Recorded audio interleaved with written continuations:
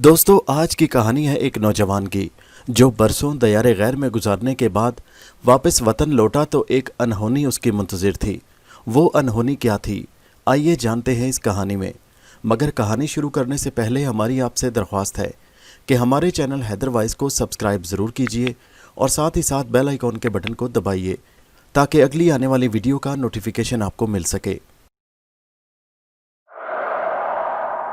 अपने वतन की सरजमीन पर कदम रखते ही एक सौंधी सौंधी खुशबू मुझे अपनी रूह में उतरती महसूस हुई।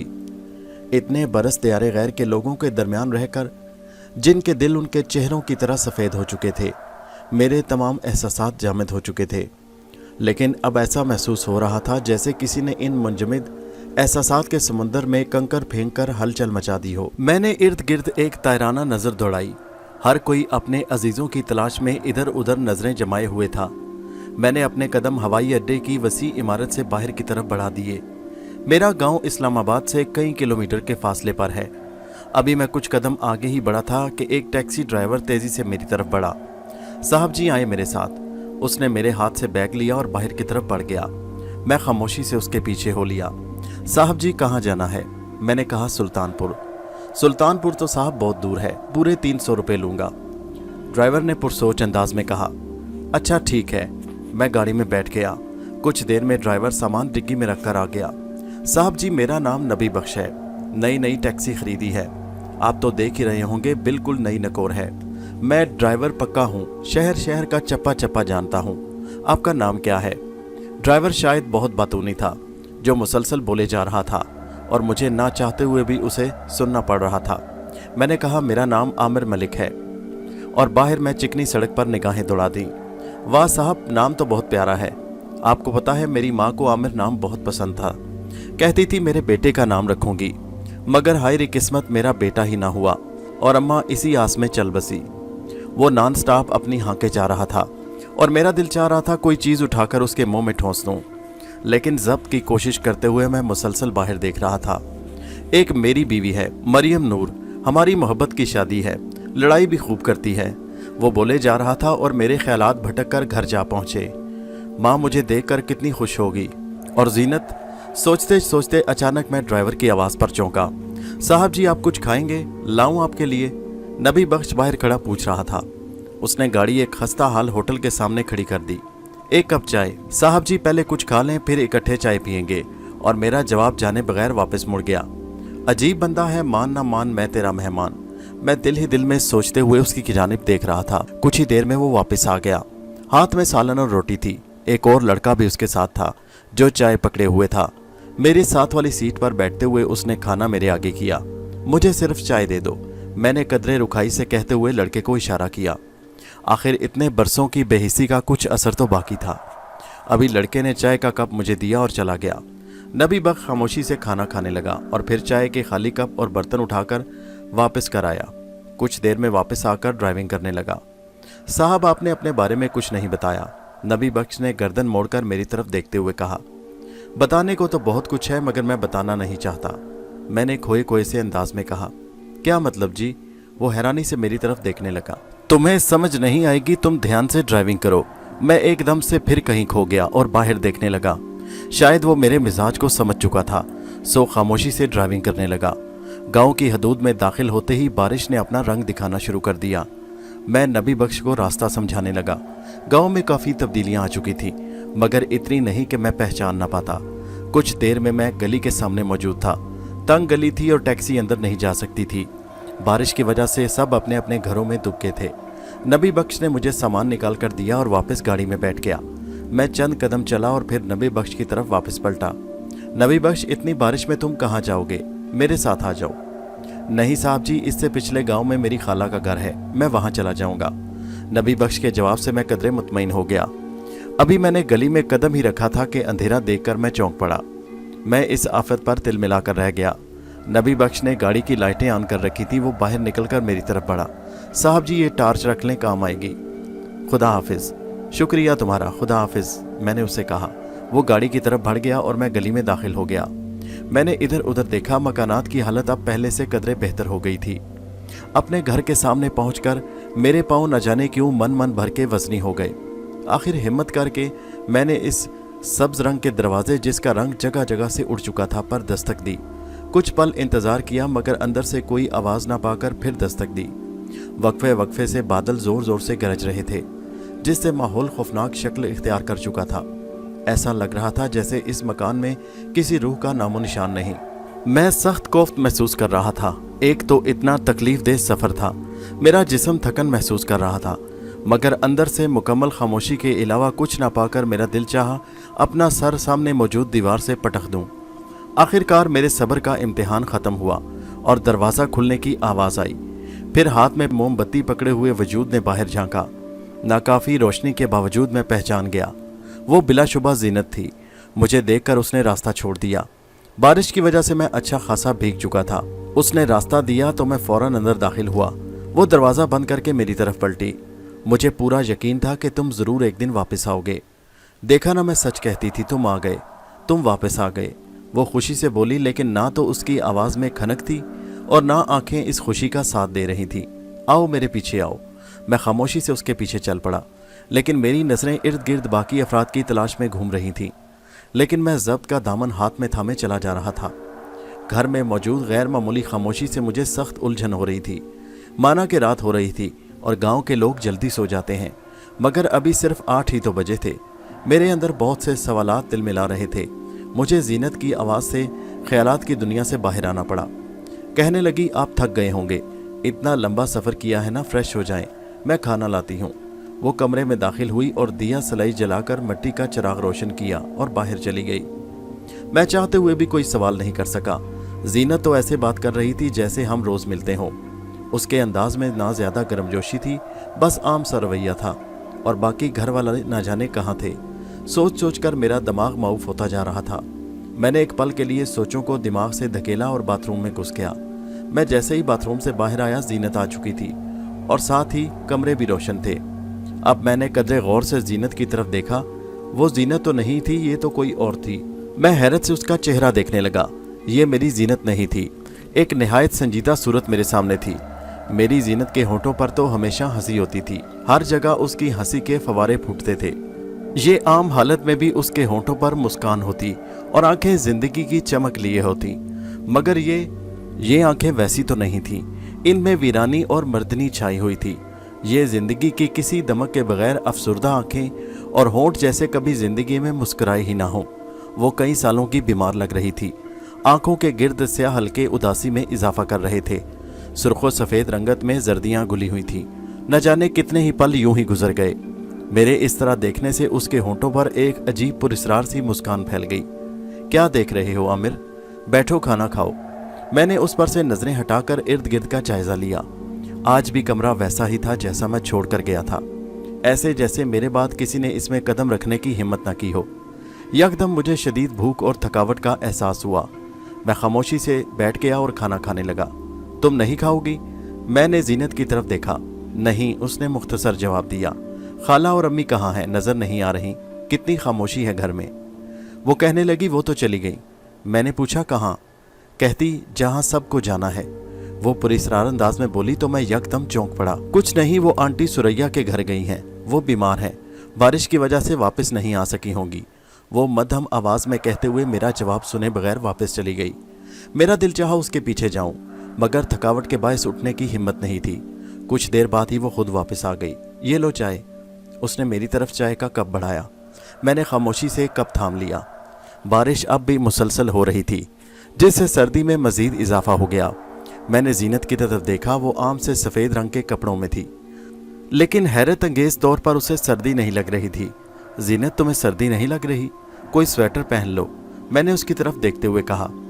जब इंसान के अंदर सर्दी छा जाए तो बाहर की ठंड असर नहीं करती, वो खोए खोए अंदाज में बोली। मैंने उसकी बात को नज़रअंदाज करते हुए अपने बैग की जिप खोलकर जैकेट निकाली। मैंने जैकेट उसकी तरफ बढ़ा दी और गैर मुतवक्को तौर पर उसने फरमाबरदारी से ले भी ली। अम्मा और खाला तुम्हें ऐसे अकेले कैसे छोड़कर चली गई? उन्हें कुछ तो ख्याल करना चाहिए था। तुम अकेली कैसे यहाँ रहती हो रात भर? मैंने सवालिया अंदाज में कहा। उसने ऐसी नज़रों से मेरी तरफ देखा जैसे कह रही हो जैसे तुम छोड़ गए थे। मैंने नज़रें चुरा ली। अचानक से मसला हो गया था, वरना वो मुझे अकेले ना छोड़ती। खैर आप आराम करें, अब मैं चलती हूँ, कहते हुए वो कमरे से चली गई। मैं हैरत ज़दा उसे जाता हुआ देखता रहा। ना कोई शिकवा, ना गिला, ना शिकायत, कुछ भी तो नहीं कहा था उसने। मुझसे और अम्मा से और खाला जब भी सुबह वो मुझे देखेंगी तो उन्हें तो यकीन नहीं आएगा। बहुत ज्यादा थकावट के बावजूद मुझे नींद नहीं आ रही थी। करवटें बदल बदल कर जब मैं थक गया तो उठकर कमरे में मौजूद वाहिद खिड़की को खोलकर बाहर का नजारा करने लगा। मुझे हमेशा से रात में बरसती बारिश बहुत पसंद थी। बारिश अब रुक चुकी थी और ठंडी ठंडी हवा चल रही थी। सामने चांद बादलों की ओर से झांक रहा था। मेरे जहन में वो मंजर आया जब हर रोज रात को मैं चांद का इसी तरह नजारा किया करता था और फिर ना चाहते हुए भी मैं माजी की खरदारियों में भटकने लगा, जहां अजियत भी थी और सुकून भी था, परेशानियां भी थी और इत्मीनान भी था। जब मैं 5 साल का था और मुकम्मल शऊर की दुनिया में कदम भी नहीं रखा था, खाला जुबैदा अपनी भरी जवानी में बेवगी का चोला ओढ़े अपनी 2 साला बेटी जीनत के साथ हमारे घर आ गईं। उनके लिए मैके के नाम पर हमारा घर ही था, क्योंकि तकरीबन 1 साल पहले नाना नानी का इंतकाल हो गया था। एक रोड एक्सीडेंट में वो बुरी तरह जख्मी हुए और वफात पा गए। मेरे बाबा बहुत रहमदिल थे। उन्होंने खाला और जीनत की कफालत अपने जिम्मे ले ली। अब्बा की आमदनी तो ज्यादा नहीं थी, मगर इतनी कम भी नहीं थी। गुजर बसर हो रही थी। वक्त गुजरता गया, मैं और जीनत इकट्ठे स्कूल जाते। मैट्रिक तक गांव में पढ़ता, फिर मैं शहर जाकर पढ़ने लगा। जीनत ने आगे पढ़ने से इनकार कर दिया। मैं महीने में 2 चक्कर घर के लगाया करता। वो दिन आज भी मुझे याद है जब जीनत ने फ़ोन किया कि अब्बा को हार्ट अटैक हुआ है। अब्बा को शहर के हॉस्पिटल में दाखिल करवाया गया था। मैं भागम भाग हॉस्पिटल पहुंचा। डॉक्टरों की अनथक कोशिश के बावजूद भी अब्बा नहीं बच सके। जाते जाते अब्बा जीनत का हाथ मेरे हाथ में दे गए। मैं और जीनत एक दूसरे को पसंद भी करते थे, इसलिए इनकार का कोई जवाब नहीं था। अब्बा तो चले गए, मगर ढेर सारी जिम्मेदारियां मेरे लिए छोड़ गए। इन दिनों मेरे पेपर हो रहे थे जब अब्बा का इंतकाल हुआ। बहरहाल मैंने जैसे तैसे पेपर दे ही दिए। रिजल्ट आने में अभी बहुत दिन थे। मैंने बहुत सी जगह अप्लाई किया। अब्बा को छोड़ा हुआ असासा आहिस्ता आहिस्ता ख़त्म हो रहा था। मेरा रिजल्ट भी आ गया, जो कि बहुत शानदार था, मगर हर जगह रिश्वत और सिफारिश से काम बनता, जो कि दोनों मेरे पास नहीं थे। मायूसियों और परेशानियों ने मुझे हर तरफ से घेर लिया था। फिर उन्हीं दिनों एक दोस्त के जरिए मेरा वीज़ा दुबई का लग गया। मेरे लिए किसी गैबी इमदाद की तरह था। अब्बा के असासे में जो थोड़ा बहुत बचा था मैंने वीज़े में निकाल दिया। घर में कोई भी मेरे बाहर जाने पर राज़ी नहीं था। हर किसी का यही ख्याल था कि यहाँ रहकर चाहे चपरासी लग जाऊं, मगर बाहर ना जाऊं, उनकी नज़रों के सामने रहूं। जीनत अलग आंखों में आंसू लिए घर में इधर से उधर घूमती रही। ये सब मेरे लिए बहुत तकलीफ था। मैं बहुत चिड़चिड़ा सा होने लगा, मगर मैं अपने मुस्तकबिल को दांव पर नहीं लगा सकता था। मुझे पूरी उम्मीद थी इससे हालात सुधर जाएंगे और मैं वापस आ जाऊंगा, मगर बाकी सबको समझाते समझाते मैं हलकान हो जाता, मगर मेरी सुनता कौन था। मेरे जाने का दिन भी आन पहुंचा। अम्मा, खाला और जीनत ने आंखों में आंसू लिए मुझे रुखसत किया। जीनत, मैं वादा करता हूँ जल्दी वापस आऊँगा, फिर हम शादी करेंगे और एक खुशहाल ज़िंदगी गुजारेंगे। और मैं भी तुमसे वादा करती हूँ कि तुम्हारा इंतज़ार करूँगी और मैं ही तुम्हारा इस्तकबाल करूँगी जब तुम वापस लौटोगे। और फिर मैं चला गया। कुछ दिन मुझे सेटल होने में लगे। फिर वहाँ मुझे एक गुजारे लायक नौकरी भी मिल गई। मैं घर पैसे भिजवाने लगा। तकरीबन 2 साल मुसलसल घर से राब्ता रहा और मैं खातिर ख्वाह पैसे भी भेजता रहा। फिर गर्दिश दौरा में ऐसा फंसा कि कुछ होश न रहा।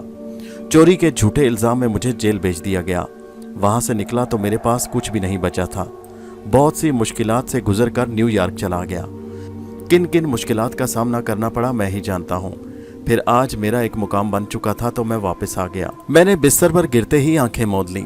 कुछ देर बाद ही नींद की देवी मुझ पर मेहरबान हो गई। खिड़की से आती सूरज की रोशनी ने मुझे नींद से बेदार किया। कुछ देर मैं यूं ही लेटा छत को घूरता रहा, फिर उठकर वॉशरूम में घुस गया। फ्रेश होने के बाद मैं बाहर निकला। पूरे घर में सन्नाटा छाया हुआ था। मेरा ख्याल था कि अम्मा और खाला भी लौट आई होंगी, लेकिन गैर मामूली खामोशी कुछ और ही बावर करवा रही थी। मैं कमरे से बाहर निकला और जीनत को आवाज़ें देने लगा, मगर कोई जवाब नहीं मिला। मैं कमरे से बाहर निकला, जीनत को बहुत आवाज़ें दी, पूरा घर छान मारा, मगर कोई नहीं था। मुझे लगा शायद जीनत अम्मा और खाला को लेने गई है। मैं बाहर जाने वाला था जब मेरी नज़र अम्मा के कमरे में मौजूद बेड पर पड़े खाकी लिफाफे पर पड़ी। वो लिफाफा खासा मोटा था। मैंने उसे खोल कर देखा। काश मैं उसे ना ही खोलता। लिखा था, अस्सलाम वालेकुम। आमिर, किस तरह अपनी तहरीर को शुरू करूं? कुछ समझ नहीं आ रहा। लगता है जैसे अल्फाज खो से गए हों। कैसे बताऊं कि तुम्हें यहाँ सब का क्या हाल रहा। 2 साल तक तो तुमने राब्ता रखा, फिर न जाने कहाँ चले गए। कितने ही खत लिख चुकी हूँ पर जवाब नहीं आया। हर बार खत वापस आ जाता है। माँ जी और खाला हर वक्त तुम्हारी खैर और वापसी के लिए दुआएं करती रहती हैं। हर वक्त तुम्हारे बचपन के किस्से याद करती हैं और रोती रहती हैं। लेकिन अब मैं अकेली रह गई हूँ, बिल्कुल अकेली। दोनों मुझे छोड़ गई हैं, पहले खाला और फिर अम्मा। ओ मेरे खुदाया, ये क्या हो गया। मुझे अपना दिल डूबता हुआ महसूस हुआ। मेरी प्यारी माँ और माँ से बढ़कर प्यार करने वाली खाला चली गई। मैंने दोबारा हिम्मत करके ख़त पढ़ना शुरू किया। आमिर, मैं बिल्कुल तन्हा हो गई हूँ। गांव वालों ने जीना अजीरन कर दिया है। हर कोई एक ही रट लगा रहा है, शादी कर लो। अकेली लड़की कब तक इस घर में अकेली रहोगी। मैं थक गई हूँ। इनसे लड़ते लड़ते कभी दिल चाहता है मैं अम्मा और खाला के पास चली जाऊं, मगर नहीं, मुझे अपना वादा निभाना है। मुझे पूरा यकीन है कि तुम लौट आओगे, लेकिन न जाने क्यों ऐसा लगता है कि मैं अपना वादा निभा नहीं पाऊंगी, क्योंकि अब तो सांस ने भी साथ ना देने का शायद फैसला कर लिया है। और ये तन्हाई किसी जहरीले सांप की तरह हर वक्त मुझे डसती रहती है। अब ये घर ना तो घर लगता है ना मकान, कोई हंसता हाल खंडर लगता है। मुझे पता है तुम्हें बहुत मुश्किल आन पड़ी होगी जो राब्ता ना रख सके, लेकिन मैं तुम्हारी मुंतजिर हूँ। प्लीज़ जल्दी लौट आना। मेरे जिस्म से सांस का बंधन टूटने ना पाए, उससे पहले लौट आना। सिर्फ तुम्हारी जीनत। मैं निढाल से अंदाज में बिस्तर पर ढह गया। फिर रात को जीनत ने यह क्यों बोला कि अम्मा खाला सुरैया आंटी के घर गई हैं और वो खुद कहाँ है। सोचों ने मेरा दिमाग चकरा कर रख दिया। अम्मा और खाला की दायमी जुदाई ने मुझे चूर चूर कर दिया। रह रह कर एक ही ख्याल आए जा रहा था कि वो मेरे इंतज़ार में मुझसे मिले बगैर ही चली गईं। जी चाह रहा था फूट फूट कर रोऊं, मगर मैंने अपने जज्बात को काबू में किया और उठ खड़ा हुआ। एक दफ़ा फिर पूरे घर का चक्कर लगाया, मगर जीनत को मौजूद ना पाकर घर से बाहर आ गया। सामने से चाचा रहीम को आते देखा तो उनकी तरफ बढ़ा। अस्सलाम वालेकुम चाचा। चाचा ने मुझे घूर कर देखा और फिर अगले ही लम्हे मुझे पहचान गए। वालेकुम अस्सलाम, आ गए तुम। वाह मियाँ, अब क्यों आए हो, क्या लेने आए हो।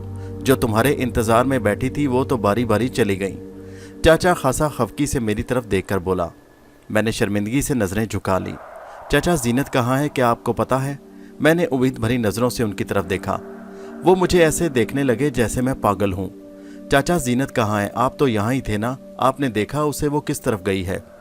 उनकी तरफ से जवाब ना पाकर मैं दोबारा पूछने लगा। बच्चे, वो तो पिछले साल ही इस दुनिया से चली गई थी और तुम्हारी माँ और खाला साल भर पहले, चाचा ने हमदर्दी से मुझे बताया। और मेरे जैसे एहसाब पर किसी ने बम फेंक दिया। मुझे लगा मेरी जान अभी निकल जाएगी। मैं जो पहले ही अम्मा और खाला की मौत के सदमे से बाहर नहीं आया था। जीनत की मौत का सुनकर मेरे एहसाब जवाब देने लगे। मैं लड़खड़ाते कदमों से वापस मुड़ गया। रात को फिर कौन थी, वो जीनत की रूह? नहीं नहीं, ऐसा नहीं हो सकता। न जाने कितनी देर मैं अपने बिस्तर पर पड़ा रहा। मुझे लगा मैं पागल हो जाऊंगा, दिमाग की नस फट जाएगी, मगर ऐसा कुछ भी नहीं हुआ। एक खौफ था जो मेरे इर्द गिर्द अपने पंजे मजबूती से गढ़ चुका था। मुझे इस घर से वहशत सी होने लगी, दम घुटने लगा। अचानक शायद तेज आंधी आई जो खिड़कियां और दरवाजे जोर जोर से हिलने शुरू हो गए। उस वक्त आंधी का आना हैरत अंगेज था। मैं बिस्तर पर उठकर बैठ गया। एक खड़खड़ाहट से दरवाजे बंद हो गए। चूंकि कमरे में इसके अलावा रोशनी का कोई और रास्ता नहीं था, इसलिए कमरे में अंधेरा सा फैल गया। फिर अचानक से एक साया नमूदार हुआ और आहिस्ता आहिस्ता वाज़ेह होता चला गया। वो कोई और नहीं बल्कि जीनत थी। जीनत, तुम मर गई हो? मैं हैरत और खौफ से आवाज़ लड़खड़ाते हुए उससे पूछा। आमिर, तुम डर क्यों रहे हो? मैंने तो सिर्फ अपना वादा निभाया है, लेकिन तुमने अपना वादा निभाने में बहुत देर कर दी। मैं तुमसे आखिरी बार मिलने आई हूँ, इसके बाद मेरी रूह को करार आ जाएगा।